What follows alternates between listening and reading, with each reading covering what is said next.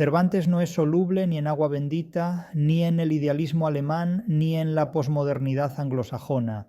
La posmodernidad es el conjunto de problemas contemporáneos que, genuinos y exclusivos de la anglosfera, su globalización política ha exportado y extendido de forma extremadamente conflictiva y beligerante al resto de las democracias occidentales, las cuales carecían de tales patologías, galvanizando de este modo no solo su futuro, sino precipitando además su fracaso histórico, ya irreversible, aunque para muchos todavía invisible y muy ajeno.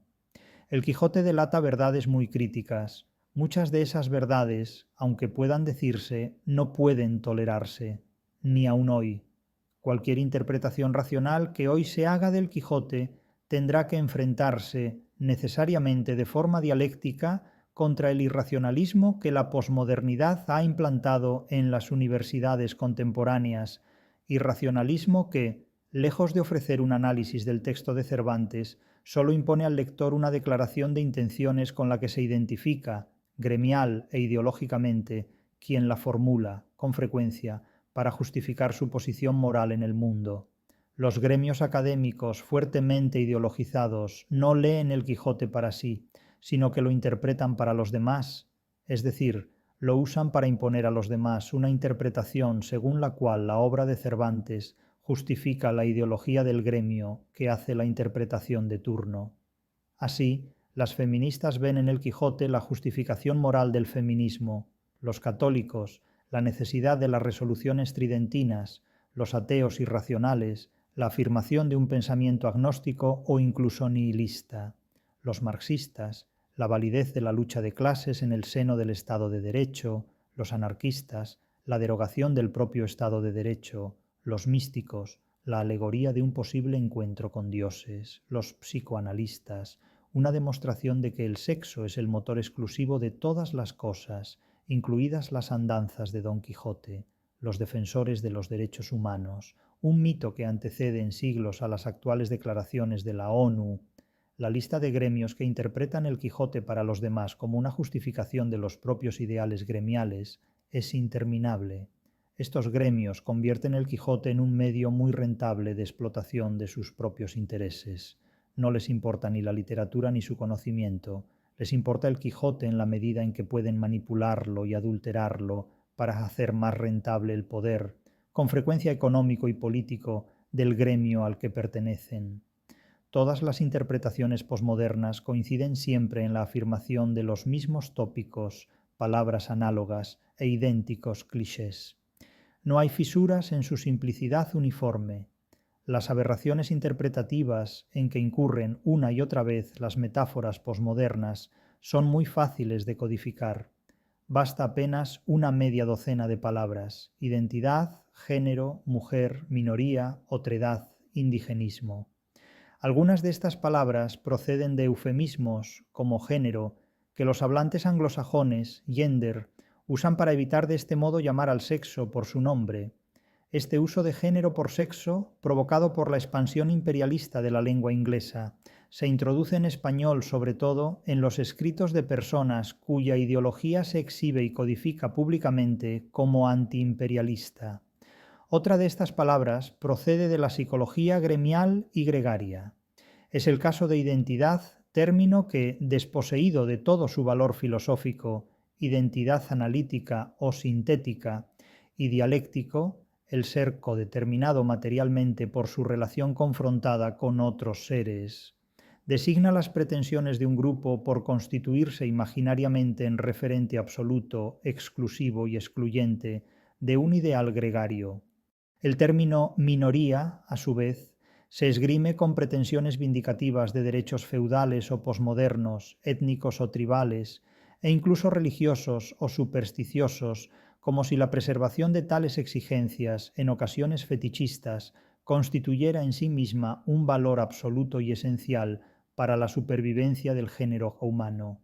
Se habla en sentido parejo de otredad, ignorando el valor dialéctico de este término filosófico de raíces decisivamente hegelianas, al margen del cual la palabreja se convierte en un multivalente adjetivo metafísico de libre designación.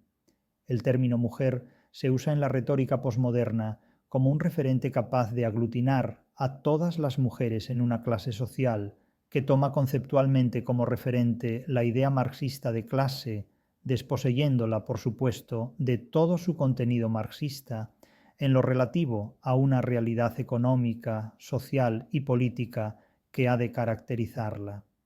Las mujeres no pueden constituir ni podrán constituir nunca jamás una clase social desde el momento en que no todas las mujeres tienen los mismos intereses de clase.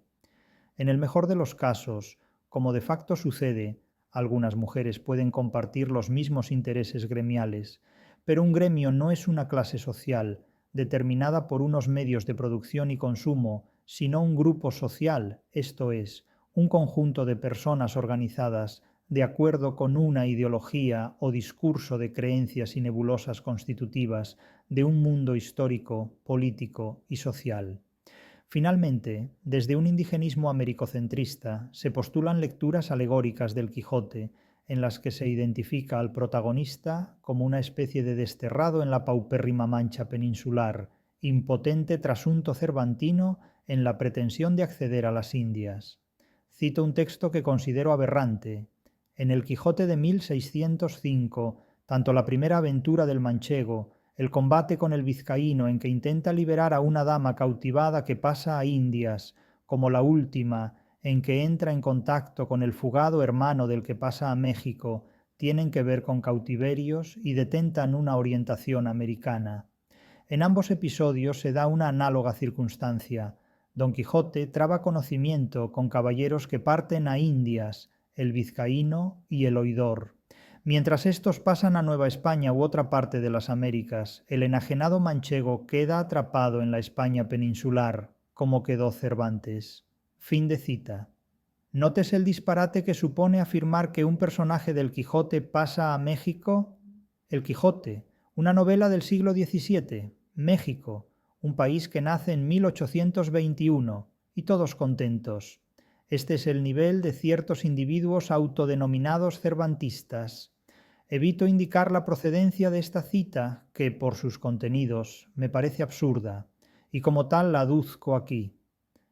En la misma línea se sitúa otro libro, igualmente muy desafortunado y sorprendentemente premiado, en Estados Unidos evidentemente, pese a la constante deformación a la que someten sus interpretaciones, El Quijote cervantino. Un libro hoy irrelevante y ya olvidado, que habla de Cervantes como transnacional, una de tantas absurdidades. Evidentemente, estos son caminos que no nos conducen a ninguna parte, salvo al irracionalismo en el que se escudan muchos lectores para renunciar, por impotencia propia, a una interpretación racional, científica y crítica de la literatura. Mi propuesta, que voy a tratar de expresar a través del formato que me ofrece la teoría de los géneros literarios en el Quijote, es muy diferente a la del irracionalismo posmoderno, y muy diferente también a la de la doxografía historicista y acrítica. Otra cuestión que afecta a los géneros literarios en el Quijote es la denominada literatura infantil, cuya existencia, desde los presupuestos de la crítica de la razón literaria, se niega rotundamente.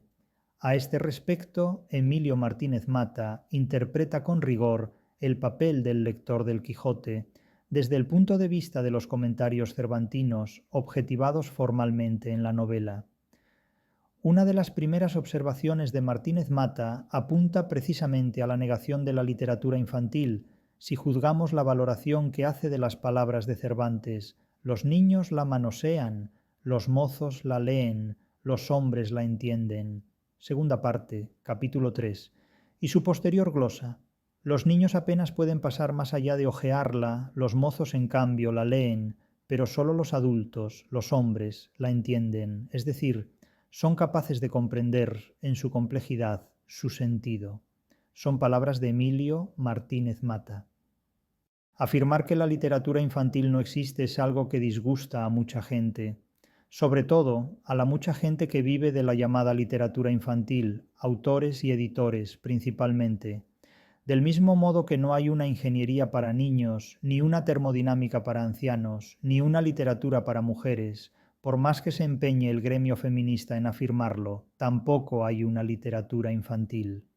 Estas formas adjetivas de literatura son invenciones del mercado editorial, cuyo objetivo fundamental es hacer negocio, es decir, vender libros, y en todo caso explotar, mientras dure, la fuerza de los prejuicios sociales y de las ideologías gremiales de cuya clientela se abastecen.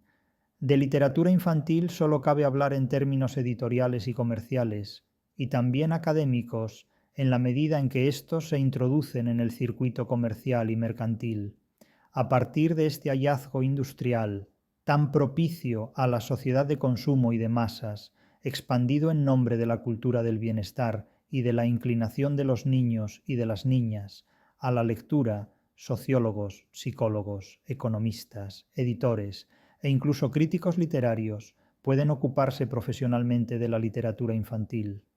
Lo cierto es que no conviene confundir la denominada comercialmente literatura infantil con las interpretaciones infantiles de la literatura, porque la literatura, si es infantil, no es literatura, y si es literatura, no podrá interpretarse como tal por un niño o una niña, que en este punto el autor no establece diferencias, desde el momento en que el hecho literario, para serlo, habrá de objetivar formalmente un complejo sistema de ideas que resultará ilegible e inasequible para una inteligencia infantil.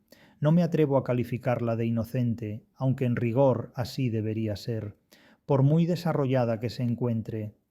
En el mejor de los casos, la llamada literatura infantil no es sino un discurso en el que se objetiva una interpretación infantil, a veces incluso infantilista, de la literatura, esto es, asequible a una inteligencia propia de un niño, pero no de un adulto.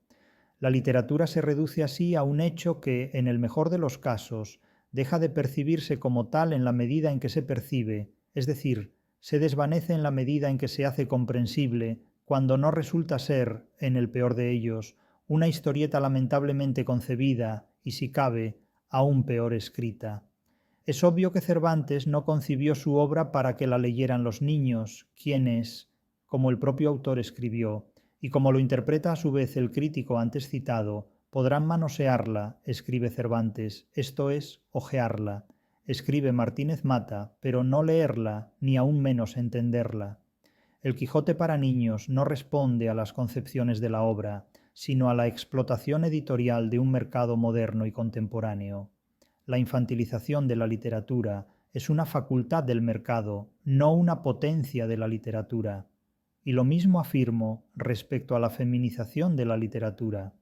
La adjetivación de la literatura, en infantil o en feminista, entre otras adjetivaciones, en las que cabría incluso hablar de la religiosa o la militar, ¿por qué no calificar a la Ilíada y a toda la épica en general de literatura miliciana? Es con frecuencia una invención del intérprete o transductor, excelentemente bien recibida por las finanzas de un mercado pletórico de prejuicios ideológicos que satisfacer y de intereses económicos que explotar. Aparte de los niños, a quienes Cervantes excluye explícitamente de la lectura literaria, pero no del interés por la literatura como referente que manosear, el autor del Quijote plantea una teoría de la recepción que encuentra dos polos fundamentales en las figuras del vulgo y del discreto. Esta discriminación no tiene valor de estamento social, sino de cualificación intelectual, que todo aquel que no sabe, aunque sea señor y príncipe, puede y debe entrar en el número de vulgo, segundas 16. Discreto será el lector capaz de interpretar adecuadamente un texto literario. La interpretación discreta será racional y lógica, prudente, sobria y sin afectación, y sobre todo inteligente y crítica. Frente a esta figura y en relación dialéctica está el vulgo, el lector que interpreta neciamente, es decir, de forma acrítica e incipiente, desde la nesciencia y la indiscreción. El vulgo, que hoy identificaríamos con la masa receptora y acrítica de cuanto la sociedad de consumo fabrica para él.